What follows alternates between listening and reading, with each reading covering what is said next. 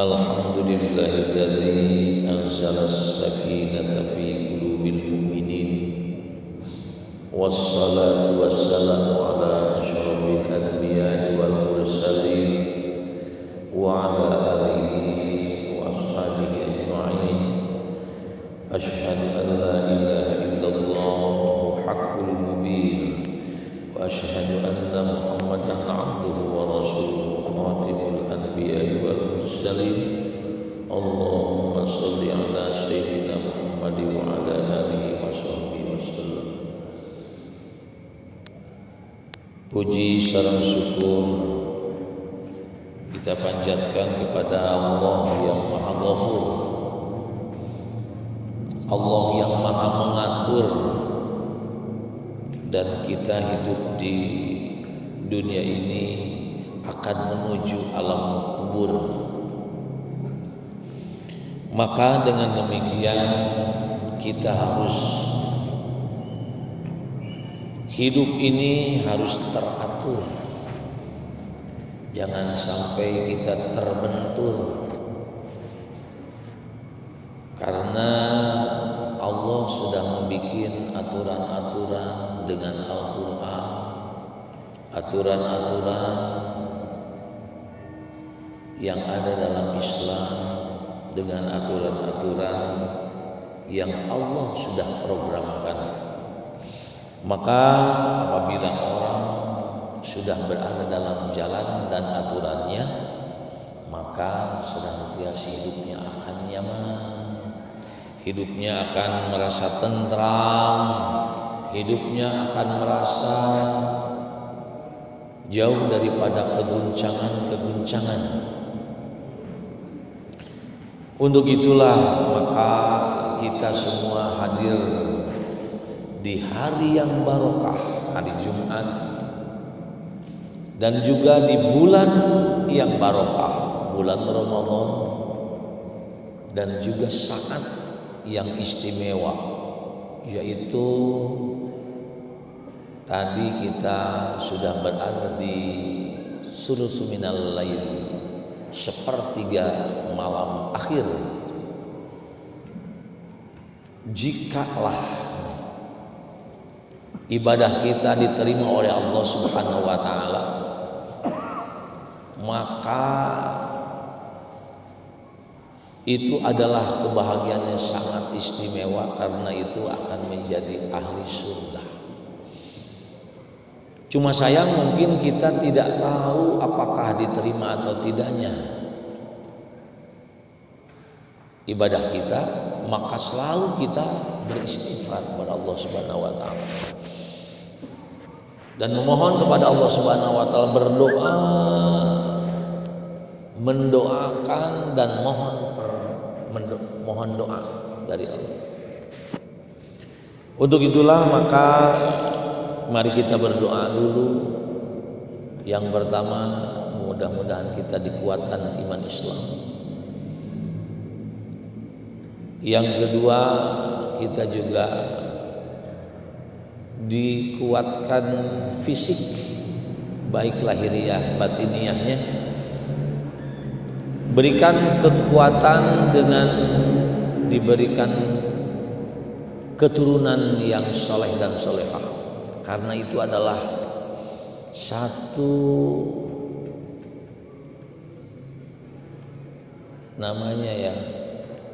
satu bekal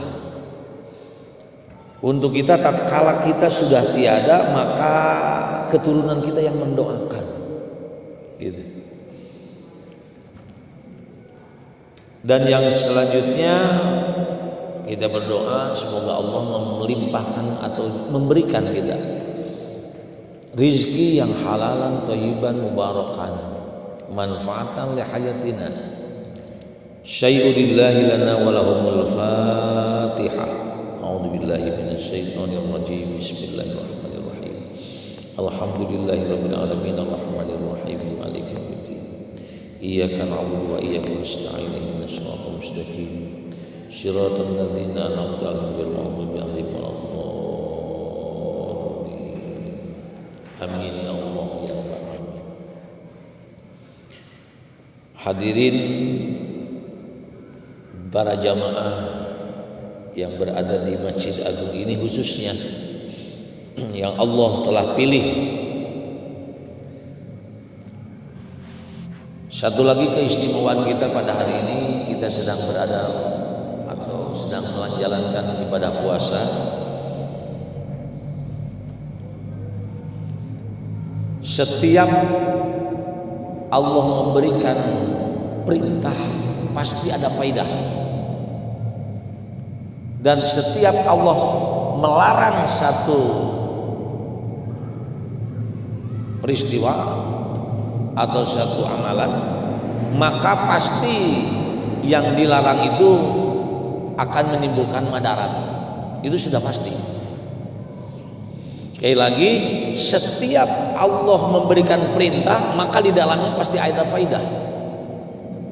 Allah memerintahkan kita sholat, maka di dalam sholat ini banyak sekali faidahnya. Allah memerintahkan kita zakat, maka di dalam zakat itu banyak faidahnya. Allah memerintahkan kita berpuasa, maka sudah pasti di dalamnya ada faidah puasa. Allah memerintahkan kita untuk naik haji, umroh, atau melakukan tawaf dan sebagainya, maka pasti di dalamnya ada faidah. Maka kita lanjutkan faidah-faidah yang kemarin baru 3 itu, faidah berpuasa, faidatus shaum. Yang pertama kemarin ini, faidah shaum ini adalah raf'ud darajat. Setiap orang yang berpuasa, maka Allah naikkan nilai hidupnya, derajat hidupnya. Kemarin saya bilang bahwa tidur pun sudah jadi ibadah. Yang kedua, kemarin saya jelaskan bahwa hikmah dari puasa ini takfirul khati'at, menutup kejelekan-kejelekan. Karena pada dasarnya yang berpuasa itu bukan hanya perut, tetapi berpuasalah lisan kita. Kul khairan aw liyasmut, ucapkan yang baik. Kalau tidak bisa baik ucapannya, mendingan diam. Karena diamnya orang yang berpuasa adalah tasbih. Yang ketiga itu kasratus syahwat atau kasrus syahwat, memecahkan syahwat, ya, keinginan-keinginan yang menggebu. Di dalam bulan Ramadan ini sebetulnya penghematan. Kita mengekang keinginan-keinginan untuk makan yang banyak, atau kita mengekang kehidupan-kehidupan glamor di bulan Ramadan. Ya, pada dasarnya di bulan Ramadan ini sebetulnya kita mengekang supaya tidak menghambur-hamburkan uang, belanja yang berlebihan, gitu. Nah, yang keempat, faidatus shaum, bagi orang-orang yang menyempurnakan puasanya itu adalah taksirus shadaqat. Taksirus shadaqat, memperbanyak kebaikan-kebaikan sedekah itu. Jadi sedekah ini adalah suatu amalan kebaikan yang lebih umum daripada infak, daripada zakat. Kalau zakat, kebaikan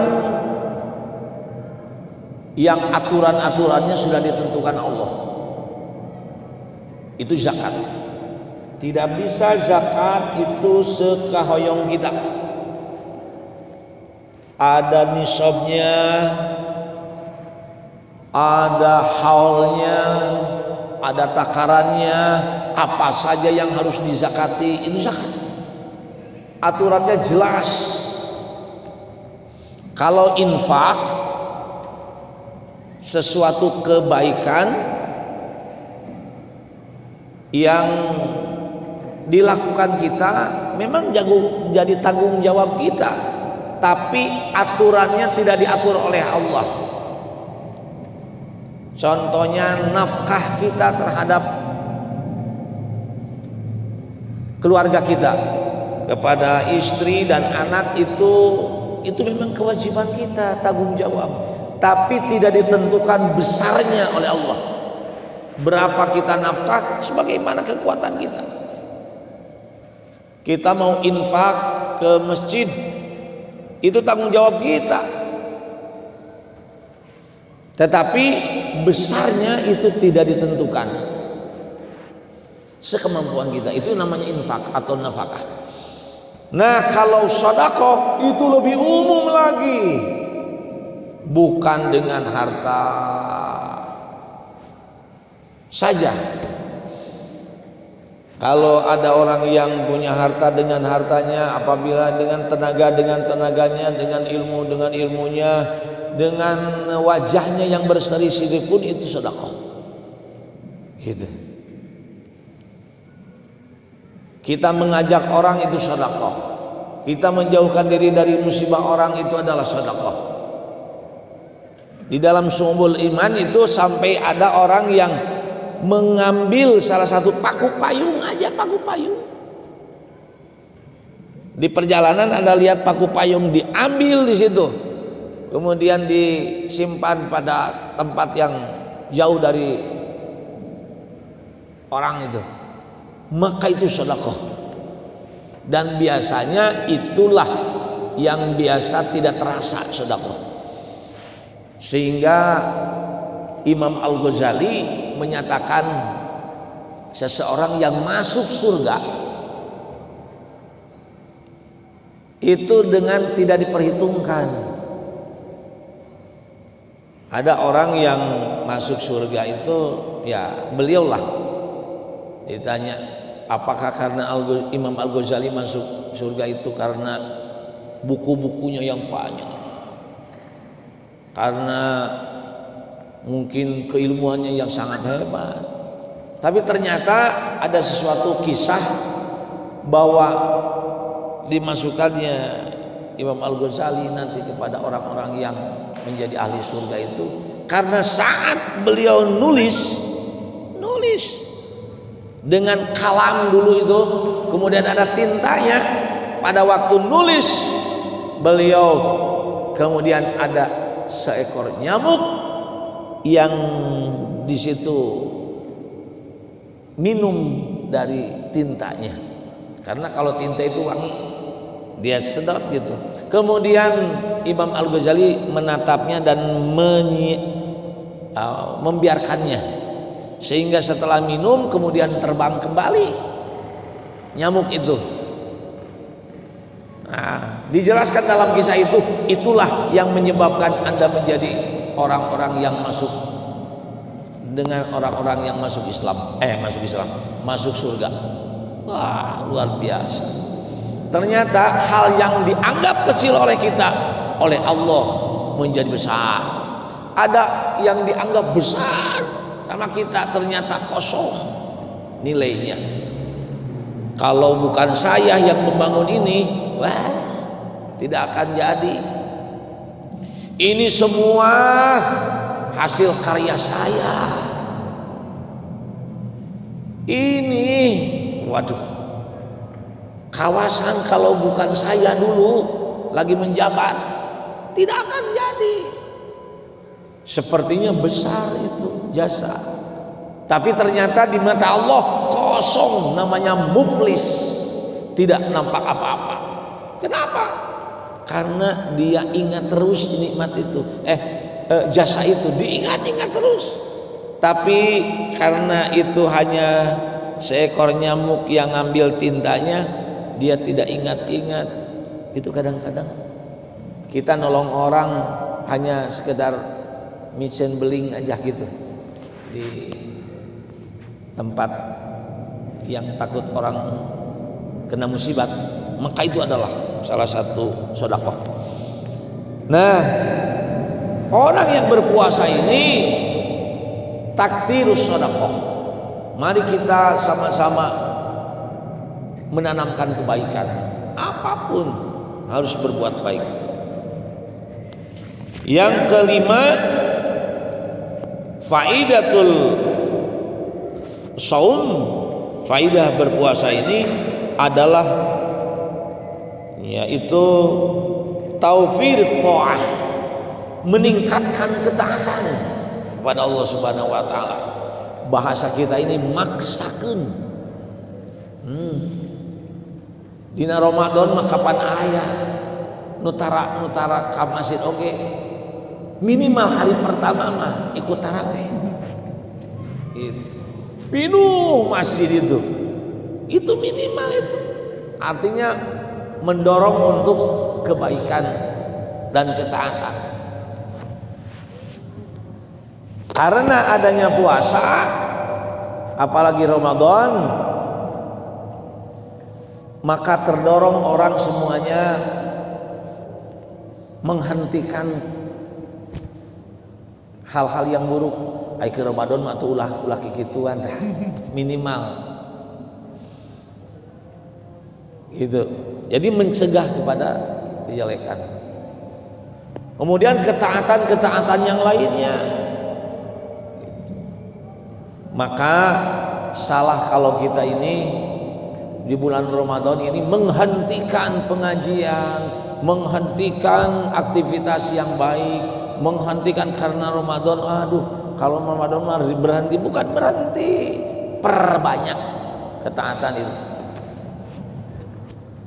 Yang keenam adalah asyukru alimul khafiyat. Dengan berpuasa ini bisa mensyukuri nikmat yang jarang kita syukuri. Apa itu? Perasaan. Kita merasakan enaknya makan itu jarang kita rasakan. Pada waktu makan kita langsung gini aja enak. Tapi pas waktu kita berpuasa, waduh nikmatnya makan itu luar biasa. Tatkala kita jam 10, jam 11 lihat di situ ada goyobon. Alah. Komo haji oni lamun geus ngeserkeun eta tah cincau cenah. Ini waduh luar biasa. Rasa perasaan ini menjadi naik. Yang tadinya biasanya kurang nafsu makannya, tapi dengan berpuasa ini nafsu makannya besar sekali. Yang satu mah Sep, kalau lihat itu tai kotoknya juga coklat itu diperlukan tai gaji itu juga juga kuna. Itu luar biasa jika si seres itu. Kenapa? Karena rasa ini jadi meningkat. Asyukru alimul khafiyah. Hari-hari berlalu yang kita lalui ini, waktu-waktu ini sangat dinantikan kan. Nikmatnya yang paling nikmat apa? Mendengar suara azan maghrib. Kan jarang orang mendengar azan maghrib itu biasa. Tapi di bulan Ramadan orang yang sebenarnya berpuasa, detik-detik itu menjelang azan itulah yang sangat hebat. Tadi memang harus begitu, ditunggu 5 menit.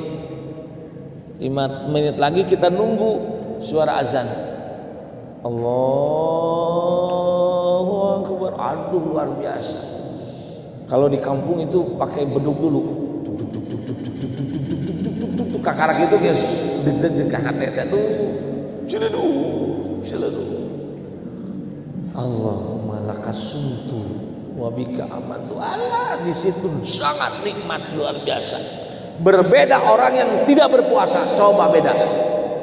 Orang yang tidak berpuasa akan berbeda nikmatnya tatkala kita mendengar suara azan maghrib.